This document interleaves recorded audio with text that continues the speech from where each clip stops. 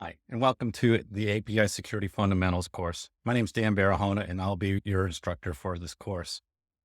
We created the API Security Fundamentals course to really introduce the topic of API security and to provide a solid foundation for the key concepts for building a secure API program in your organization. Let's take a look at what we'll be covering. So, what are we going to cover here today? So, it's going to be about 90 minutes, maybe a little more. And we're going to start with a little bit of background. The introduction is really to talk about why are we even talking about API security? Why is this an important topic? Why should we take it seriously? What are the risks of APIs?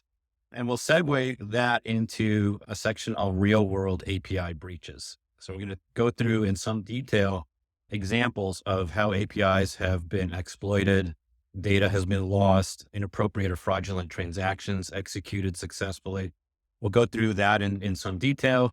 They're going to go into the OWASP API security top 10 and really dig into what are each of the elements of the top 10 and what you should know about them. What are the risks that they pose, some examples, and how to prevent those types of risks in your organization.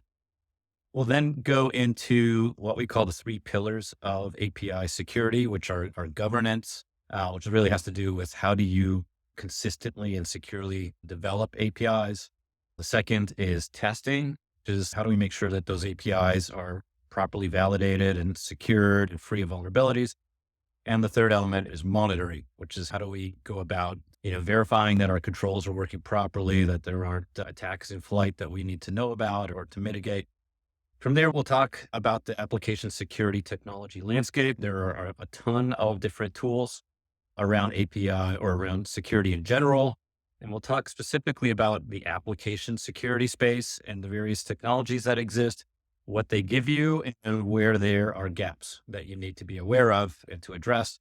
And then we'll wrap up with a few concluding thoughts and best practices.